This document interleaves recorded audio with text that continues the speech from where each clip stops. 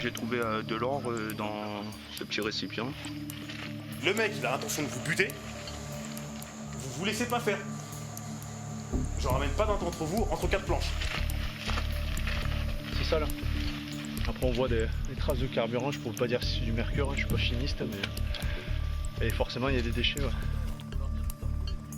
Et c'est vachement dangereux parce que c'est un venin donc on peut en mourir. Il y a un danger. De toute façon, vous savez, si vous envoyez les militaires en général, c'est pas dans les zones safe, je dirais.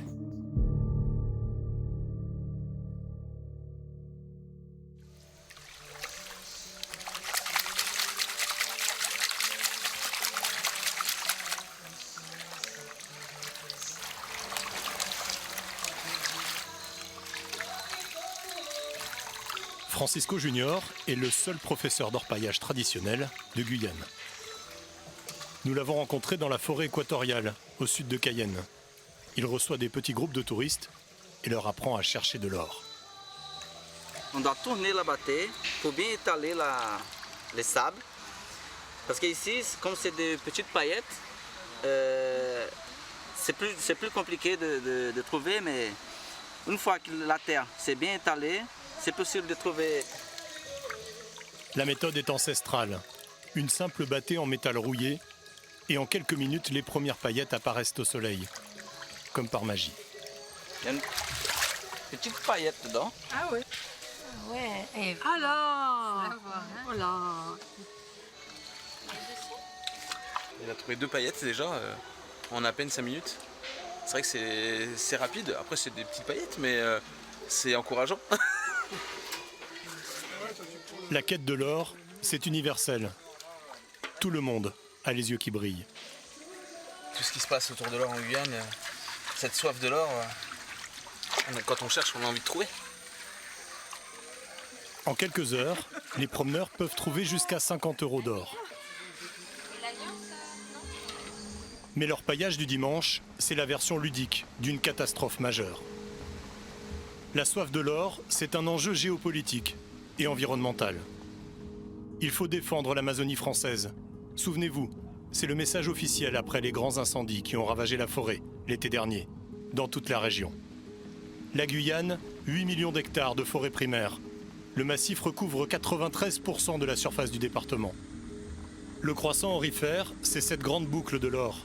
Une zone immense prisée par les garimperos, le terme brésilien qui désigne ici les orpailleurs clandestins. Une centaine de sites majeurs, des filons exploités depuis plus de 50 ans.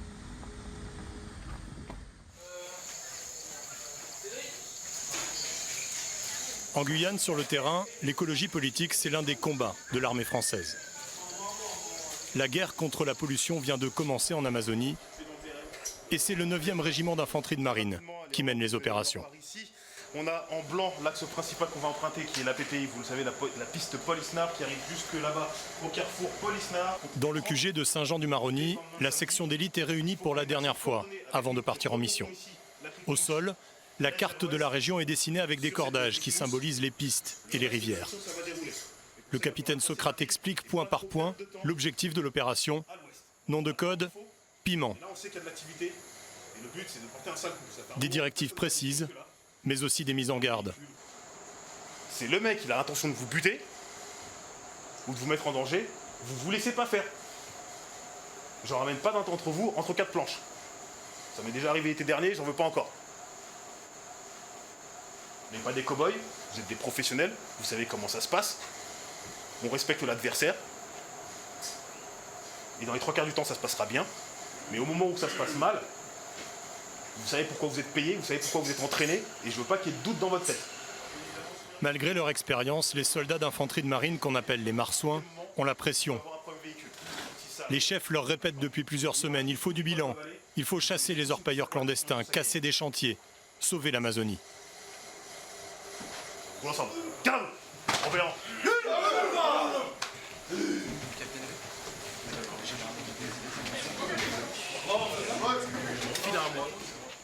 La section est prête. 30 soldats, 29 hommes et une femme. Dans les camions, des armes, des quads, des pirogues. C'est l'heure. On charge les véhicules tout-terrain. Départ dans 15 minutes. On y va ? On fait les dernières petites vérifications après embarquement, on est sûr de ne pas oublier les différents matériels, les contrôles radio, la répartition, les petits problèmes des dernières minutes à réparer. Et puis on se dépêche pour être dans les délais.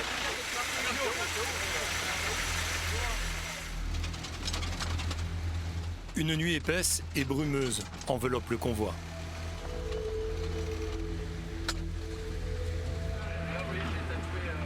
Une seule piste dessert la région, la piste Paul Isnard, du nom d'un célèbre chercheur d'or du 19e siècle. Très mal entretenue, cette langue de terre rouge se fraye un passage au milieu de la jungle.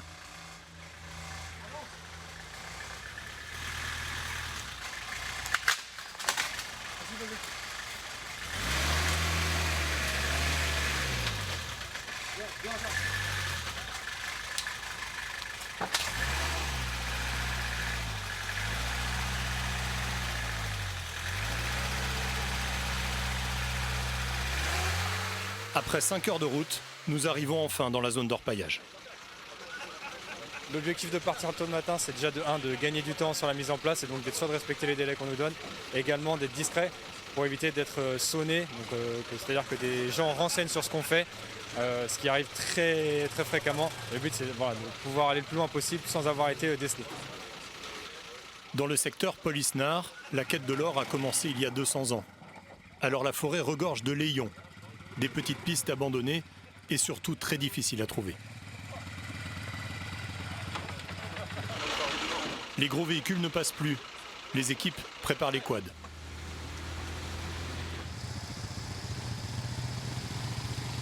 Les pisteurs sont à l'arrière. Ils doivent repérer toute activité au bord des chemins. Le piège dans lequel il ne faut pas tomber, c'est l'effet tunnel, c'est-à-dire que chacun reste cloîtré sur sa mission principale et en oublie son environnement autour et perd la liaison, ce qui est au final le plus gros risque en forêt. Le marsouin, il sait quand une piste a été utilisée récemment ou pas. Donc on ne va pas toutes les faire une par une, il y a des traces qui permettent de savoir si c'est du passage récent, quel type de passage également. Voilà, il faut faire aussi rapidement le tri parce que sinon on n'a pas fini. Tu l'as eu ou pas ? Alors ici, les pisteurs ont repéré ce qu'ils appellent un layon. C'est un petit chemin en fait qui visiblement est fréquenté parce qu'il y a des arbres qui sont par terre et la nature a été comme entretenue en fait ces derniers jours. Donc ça peut être une trace d'un site d'orpaillage illégal. Là typiquement on va être sur des zones qui sont censées être sauvages et vous pouvez le voir, on va y avoir différentes traces de passage. Il y a certains bruits aussi qui peuvent vous alerter ou pas? Oui, tout à fait. C'est quoi par exemple? Le bruit des moteurs par exemple. Le bruit de la vie humaine en général. Ah ouais. C'est des bruits qu'on n'est pas censé entendre en forêt. C'était une fausse piste. Aucune trace de clandestins dans le secteur. On marche dans une chaleur étouffante et avec l'impression de respirer de l'eau. Pendant ce temps, un autre groupe a préparé une pirogue pour explorer la rivière en contrebas.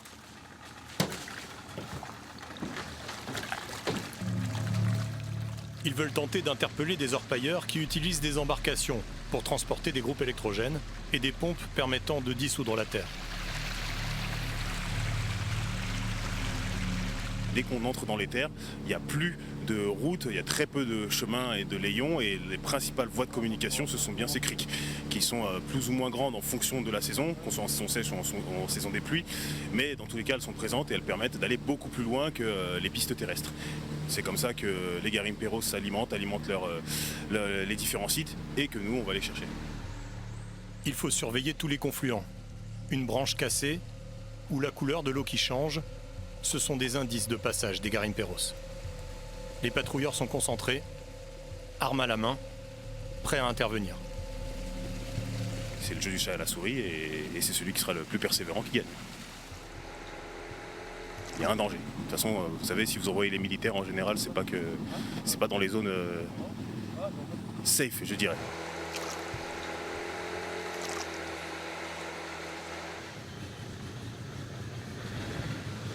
Ok, c'est bon. Les marsouins repartent à pied. D'ailleurs, la plupart des missions de recherche sont pédestres. C'est la façon la plus discrète de se déplacer dans la jungle, en immersion. La fatigue gagne la section. Il va bientôt faire nuit. Une grande bâche et un hamac entouré d'une moustiquaire voici la maison individuelle pour la nuit. Faire attention au tronc, en sachant que le danger il est en permanence, donc surtout les branches qui tombent de haut. Il faut choisir des arbres bien assez costauds.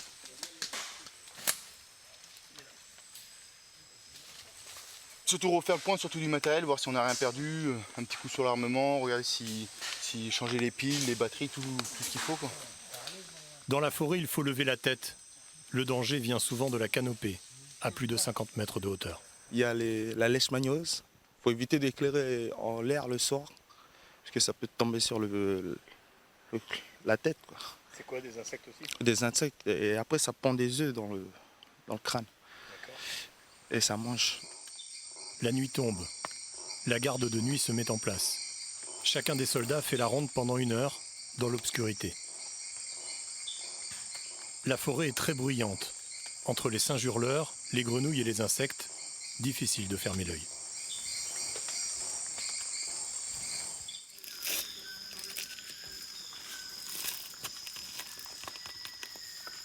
Il est 6 heures, l'heure des courbatures et des crampes. Depuis le début de la mission, nous avons déjà parcouru 35 km à pied, à travers la jungle.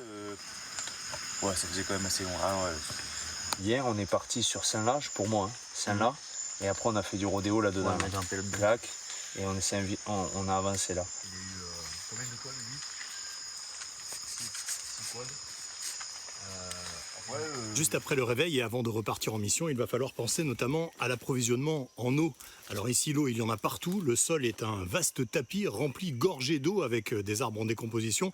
Et heureusement, il y a ces petites criques un petit peu partout, ces petits ruisseaux qui nous permettent de faire le plein de nos bouteilles et ensuite de les traiter avec des petites pastilles désinfectantes, car vous le savez, dans la jungle, il y a beaucoup d'amibes et beaucoup de bactéries qui pourraient être notamment mortelles si on buvait l'eau directement dans le sol.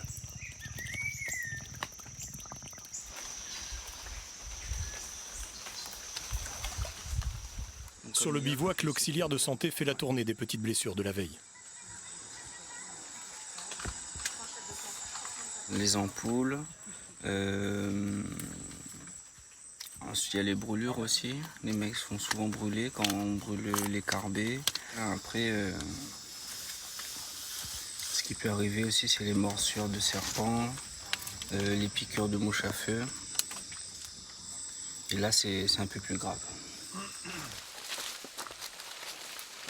Nous reprenons donc la marche en direction de l'est. Un peu plus loin, surprise au milieu du sentier. En tout cas, vous avez trouvé une tortue dans un trou d'eau? Ouais, elle a dû tomber. On va la sortir, on va la remettre à sa place. On va prendre sa petite vie. La jungle amazonienne possède la faune la plus riche du monde. La plupart des espèces dangereuses s'enfuient avant notre passage. Il faut pourtant rester prudent. J'étais venu pour chercher de l'eau et je tombe sur quoi? Sur une mygale. Donc elle est juste ici. On peut la voir là. Elle est énorme. Ouais. C'est vachement dangereux ouais, parce que c'est un venin donc on peut en mourir. Ils sont bien cachés, prêts à attraper leur proie pour faire un petit déjeuner.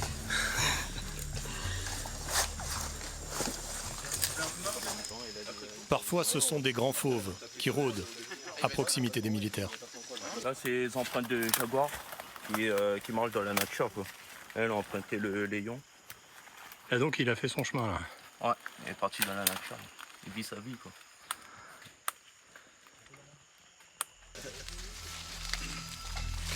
C'est que le chien de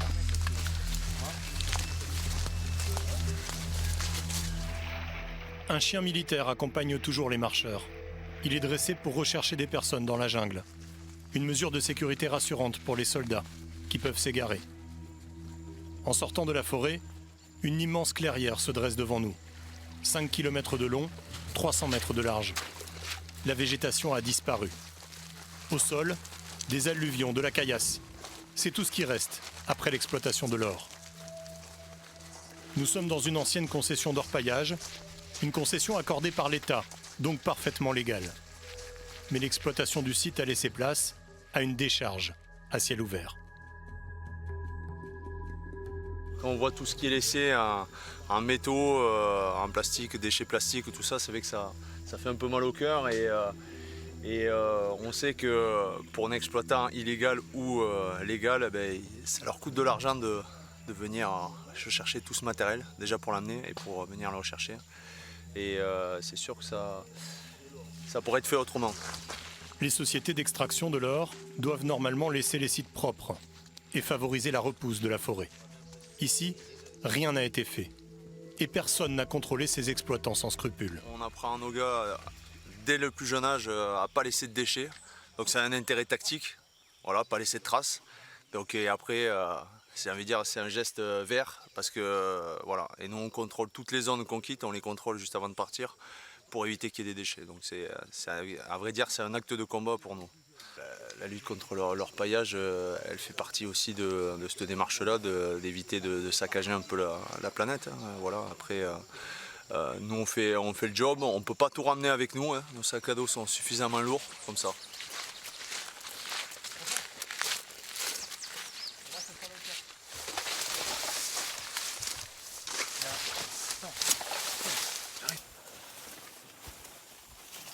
Alors parfois la forêt est beaucoup plus épaisse, comme la crique dans laquelle nous nous trouvons en ce moment, et traverser des petits ruisseaux, ce qui fait que forcément la progression elle est beaucoup plus lente.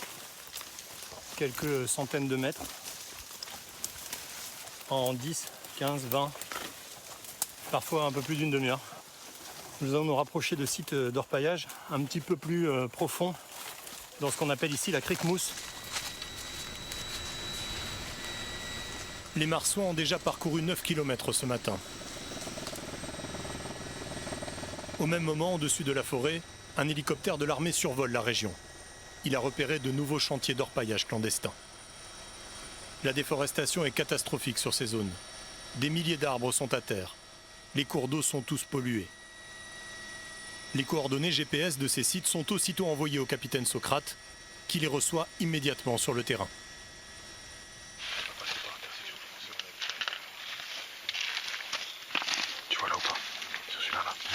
Tu vois, on n'est pas passé par l'intersection. Le site clandestin est tout proche. Il faut faire vite.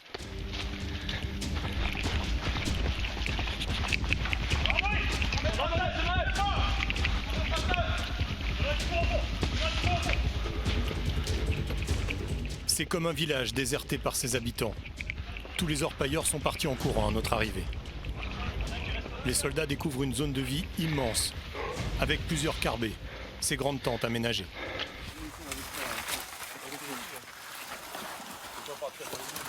C'est un site d'orpaillage en effet, donc il y a la table de levée. Et maintenant on va aller essayer de trouver du matériel qu'ils auraient pu laisser caché dans les bois. Tout le monde est parti précipitamment. Dans la cuisine, le repas est encore chaud. Hein? Non, j'ai pas testé un peu, non, c'est pas le, je me c'est pas le point de vue en fait. Il y a des... Au sol, un fusil abandonné. Les Garimpeiros ont juste eu le temps de prendre l'or avec eux. J'ai trouvé de l'or dans ce petit récipient. Et voilà quoi. Donc il l'avait caché dedans? Ouais, et il a récupéré, il s'est barré. Juste avant de partir, ils ont réussi à récupérer l'or en fait. Voilà, c'est ça. Un peu plus bas, la section découvre un gigantesque site d'orpaillage clandestin. Plusieurs pompes tournent encore. Il y a quelques minutes, une vingtaine d'orpailleurs travaillaient ici. Il y a beaucoup de boulot, c'est qu'il veut dire qu'il y a beaucoup d'or pour eux aussi, je pense. Donc ça va être rentable pour eux, donc ils ont pas mal travaillé ici. Et je pense qu'il y a pas mal de sites autour aussi.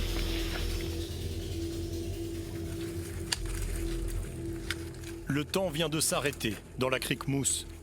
La forêt est saccagée. Les canaux sont tous pollués. Les concentrations de mercure sont très fortes. Ici, c'est un produit qui sert à isoler l'or de la terre, pourtant interdit depuis 15 ans. Et ils vont creuser en fait à l'eau sur les flancs de la terre pour récupérer l'espèce de matière première que vous voyez là et faire ensuite avec des machines qui ne sont plus en place ici, mais le tri et récupérer l'or. Voilà. Ça, en plus de, on va dire, polluer avec les hydrocarbures là, que ce soit les carburants des moteurs ou le mercure qu'ils utilisent pour faire le tri, ça a un effet direct et visuel, puisque ça creuse la terre, ça creuse, et comme vous voyez, en fait, tous les arbres effondrés, là, c'est ce qui vient tomber au fur et à mesure. C'est une très grosse prise pour les marsouins. Le matériel utilisé prouve que ce site peut produire plusieurs kilos d'or chaque semaine. Des dizaines d'hectares de forêt sont dévastés. Ceux qui sont habitués à la désolation des champs de bataille sont bouleversés par cette pollution. Quand on est en métropole ou sur autre chose, on s'en préoccupe pas forcément. Et là, en fait, il n'y a pas besoin d'avoir une âme d'écologiste pur et dur pour se rendre compte que tout ça, c'est anormal.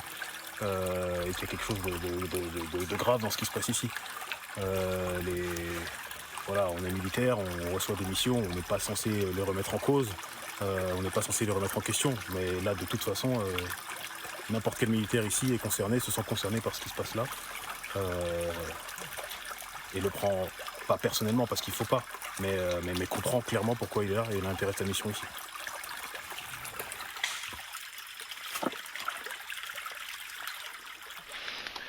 Non, c'est ça là.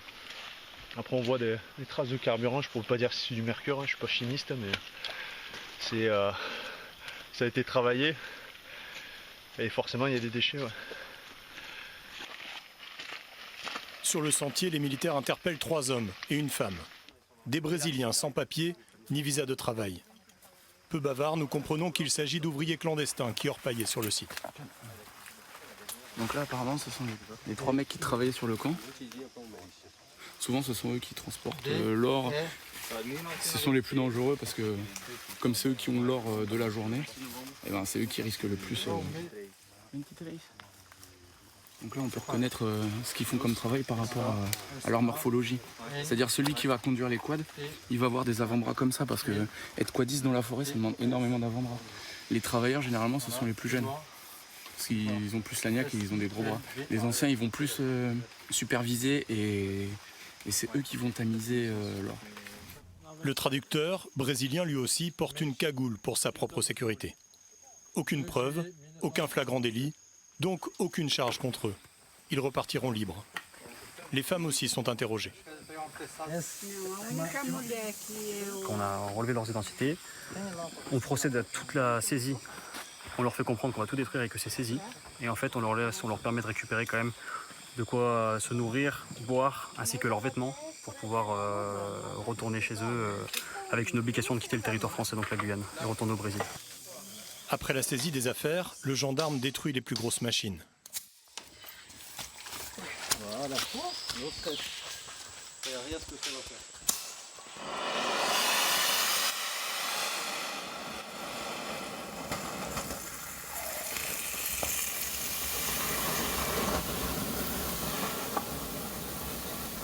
La mission, c'est avant tout d'empêcher les garimperos de recommencer, après le départ des militaires. C'est difficile de tout emporter à dos d'homme. Voilà. Donc là, ça les ralentit bien. Donc voilà, aux ordres du gendarme qui est ici avec nous, on brûle tout. La pollution est beaucoup moins importante du fait de les brûler que de les laisser sur place. Et les laisser continuer à orpailler illégalement. Pour les marsouins, la journée se termine sur un excellent bilan. Là, il y a quelque chose. Quand je me sens observé comme ça, là, je mets un coup de lampe, un autobus. La section a marché beaucoup plus que prévu. Elle est à court de vivres pour terminer la mission. Les soldats attendent un ravitaillement par hélicoptère en préparant le terrain. On essaie de trouver une clairière, parce que là, ouvrir ça tout seul, en plus de ne pas être terrible pour l'environnement, c'est surtout que ça va nous prendre des délais et de l'énergie qu'on n'a pas. C'est quelque chose de très physique, hein, que ce soit à la machette ou même à la tronçonneuse. Et ensuite, on vient faire le petit travail restant en dégageant un maximum d'arbustes et de broussailles, parce que pour un hélicoptère, il faut réellement que ce soit plat et, comme on dit, un billard. C'est du boulot. La livraison a 2 heures de retard. Les marsouins attendent patiemment. C'est toujours une bonne nouvelle quand on sait que de la nourriture va arriver, sachant que nous allons reprendre une progression et sans nourriture ça peut rendre très difficile la progression. En quelques secondes, ils récupèrent une trentaine de rations de survie. Les marsouins du capitaine Socrate ont encore 3 jours de marche et 2 sites clandestins à détruire dans le secteur. La mission d'infiltration est un succès. Il n'y a pas eu d'accrochage avec les garimperos armés. Tout s'est déroulé dans le calme. La section d'assaut a démantelé 5 chantiers, détruit un village de trafiquants d'or et une dizaine de motopompes. Les soldats ont préservé plusieurs milliers d'hectares de forêt équatoriale. Mais pour les écologistes amazoniens, c'est trop peu. Au moment où plusieurs projets géants d'exploitation de l'or guyanais sont en discussion avec des firmes internationales, de nombreuses voix s'élèvent. Elles demandent beaucoup plus de soldats et de gendarmes en Guyane pour lutter contre la pollution et la déforestation.